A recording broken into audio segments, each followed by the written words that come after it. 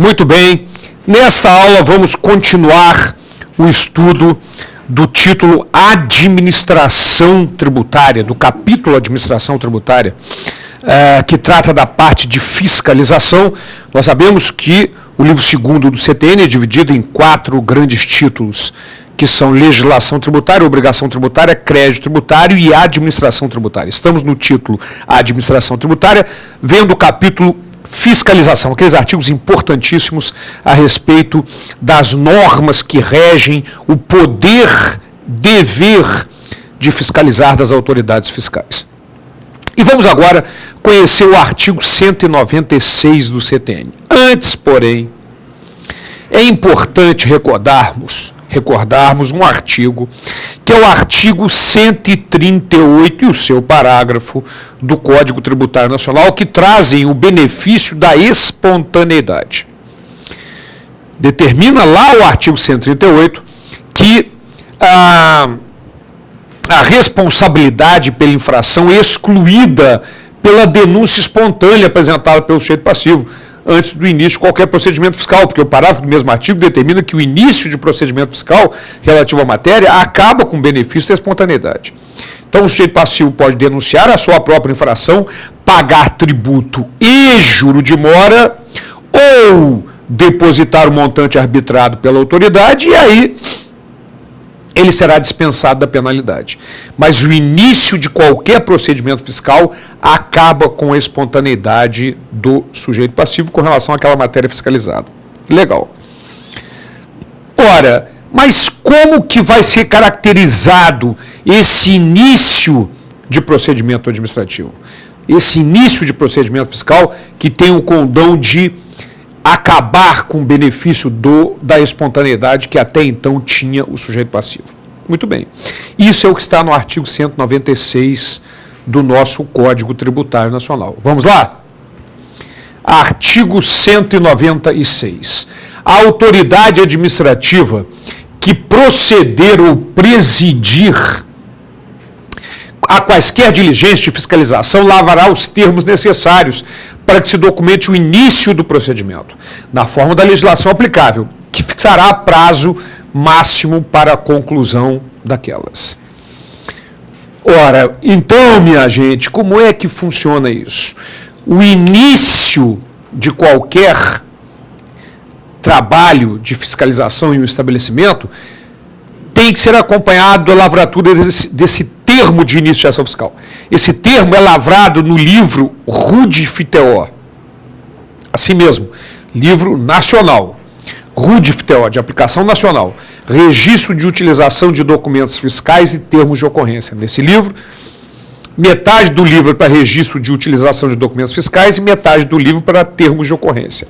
Então, tudo que o fiscal fizer com relação àquele contribuinte, ele tem que lavrar um termo no RUDIF-TO. E assim, com o início de qualquer procedimento fiscal. Iniciado o procedimento fiscal a tal hora do dia tal. Na hora em que iniciou o procedimento fiscal, acabou a espontaneidade do sujeito passivo. A partir daí, ele não goza mais do benefício da espontaneidade. Certo? Então, observe um detalhe importante e que o examinador adora explorar. O legislador, no Código Tributário Nacional, não colocou a exigência da lavratura do termo de término de ação fiscal. Não. Só colocou a exigência do termo de início de ação fiscal. Exatamente porque é ele que tem a capacidade de acabar com o benefício da espontaneidade que até então o sujeito passivo tinha. Bom, mas eu estou dizendo que esse termo tem que ser lavrado no RUDIF-TO, Registro de Utilização de Documentos Fiscais e Termos de Ocorrência. Mas se o estabelecimento não tiver o livro, extraviou, ou nunca teve, ou não é nem escrito, como é que vai se documentar esse início de procedimento fiscal? Isso é o que está determinado no parágrafo único do artigo 196. Vamos lá, vamos conhecer. Parágrafo único do artigo 196. Os termos a que se refere esse artigo serão lavrados sempre que possível em um dos livros fiscais exigidos, preferencialmente no RUDIF-TO. Mas em outros livros, livro de entrada, livro de saída, registro de apuração, inventário, seja lá qual for, não tem nenhum livro, serão lavrados em separado, deles se entregará à pessoa sujeita à fiscalização, cópia autenticada pela autoridade a que se refere esse artigo. Certo? Então, voltando para mim, é assim que funciona. Meu amigo, o senhor não tem inscrição, não tem livro, não tem documento da empresa, não tem problema nenhum. Está aqui, olha, iniciado um procedimento fiscal no seu estabelecimento, que é uma sociedade de fato. É uma sociedade prevista nas leis civis, sociedade de fato. Não é regularmente constituída, vai ser penalizada por isso, mas iniciou-se naquele momento o procedimento fiscal, acabando com o benefício da espontaneidade. Como ele não vai ter livro fiscal, faz um papel e entrega uma via para o contribuinte, caracterizando o início do procedimento fiscal. Esse detalhe é muito óbvio, mas é muito importante lembrar que o tarado do examinador adora colocar na prova, eu vou repetir porque isso é muito comum, que o CTN exige o termo de início e termo de ação fiscal. Está errado. Só é exigido no artigo 196 o termo de início de ação fiscal. Muito bem. Em seguida, nós temos um artigo, que é o artigo 197 do CTN, também relativo à fiscalização, que traz algumas pessoas obrigadas pelo CTN a dar informações a respeito da situação econômica do sujeito passivo. Certo? Então, muito cuidado que esta intimação que nós vamos ver agora, a qual se refere o artigo 197, é uma intimação administrativa. Embora a gente vá olhar, não está no caput do artigo 197 essa expressão administrativa. Mas é lógico que é mediante intimação administrativa, porque mediante intimação judicial, qualquer um é obrigado a dar informação. Então, essa intimação é administrativa escrita. E aí vem o elenco de pessoas no artigo 197 que, mediante essa intimação administrativa escrita, são obrigados a dar informações a respeito da situação econômica, do sujeito passivo, etc. Então, vamos conhecer quais são essas pessoas obrigadas pelo CTN e mais. Uma possibilidade também prevista no artigo 197 de que outras pessoas sejam também obrigadas a dar informações mediante lei, mesmo não estando citadas expressamente no CTN, mas expressamente previstas em lei. Então vamos dar uma olhadinha nesse importante artigo 197. Vamos lá. Obrigação de prestar informações ao fisco. Mediante intimação escrita, e eu já disse que tem que ser administrativa, que, neste caso, porque mediante intimação judicial qualquer um é obrigado a dar informação, são obrigados a prestar à autoridade administrativa todas as informações de que disponham com relação aos bens, negócios ou atividade de terceiros, e aí vem um elenco de pessoas. Os tabeliães, escrivães e demais serventuários de ofício. Os bancos, casas bancárias, caixas econômicas e demais instituições financeiras. Mas, ô Borba, para aí um pouquinho, nós vimos, inclusive, na aula anterior, que os bancos não são obrigados, a não ser mediante intimação judicial, a dar informações. De fato, nós vamos conversar sobre esse detalhe no parágrafo do artigo 197. Mas antes, vamos conversar sobre as outras pessoas obrigadas. As empresas de administração de bens, inclusive os administradores de shopping. Voltando para mim um detalhe, um exemplo nesse caso, as lojas no shopping normalmente pagam o aluguel em função de um percentual sobre a venda delas.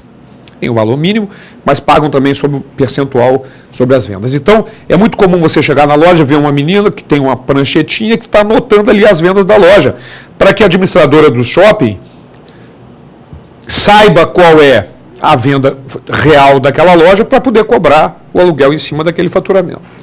Então, a administração pode intimar, o fisco pode intimar esta empresa de administração do shopping através de intimação administrativa escrita, para dar informações sobre o faturamento real da loja, por exemplo. Ok, vamos adiante.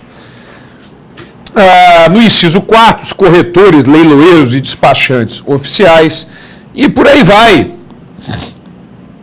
No inciso 4, já repetimos, o inciso 5, os inventariantes, os síndicos, comissários e liquidatários, cuidado que os síndicos e comissários atualmente são chamados administradores judiciais pela atual lei de falência, e o CTN não foi modernizado ainda. Então, síndicos e comissários, leia-se administradores judiciais. No caso de falência e recuperação judicial, uma vez que concordata não existe mais. 7. Quaisquer outras entidades ou pessoas que a lei designe em razão de seu cargo, ofício, função, ministério, atividade, etc. Muito bem. Então, observem o seguinte. Estas pessoas que estão citadas nos 6 primeiros incisos, não há necessidade que uma lei ordinária as obrigue a dar informações, porque já estão previstas no próprio CTN. Outras quaisquer, tem que haver uma lei ordinária que as obrigue. Mas voltando àquele tema do sigilo bancário, será que os bancos têm que dar, mediante intimação administrativa escrita, todas as informações, inclusive com relação à movimentação bancária?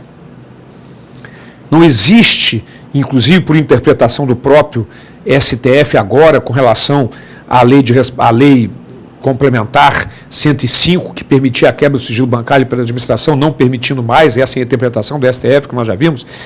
Ora, será que essas pessoas, mesmo legalmente obrigadas ao sigilo, terão que divulgar informações, como é o caso dos bancos com relação à movimentação dos seus clientes? Vamos conhecer o parágrafo do artigo 197. Vamos lá. O parágrafo determina que a obrigação prevista nesse artigo não abrange informações sobre as quais os informantes estejam legalmente obrigado ao sigilo. Mas cuidado, tem que ser legalmente obrigado ao sigilo. Isso é muito importante lembrar. Não é, eu não posso falar porque é meu amigo, não. Tem que estar legalmente obrigado ao sigilo. Então, minha gente, vamos fazer um fecho dessa questão do artigo 196 com aqueles todos, do artigo 197, perdão, com todas as pessoas que estão obrigadas a dar informações. Vamos lá.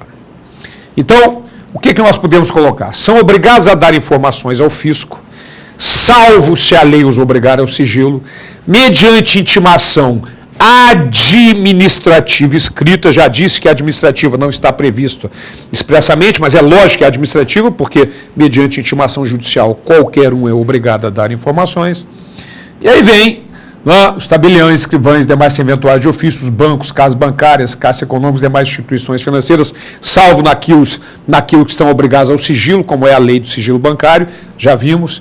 Pode dar outras informações, mas não com relação à movimentação bancária. As empresas de administração de bens, os corretores, leiloeiros, despachantes oficiais, os inventariantes, os síndicos e comissários, que atualmente são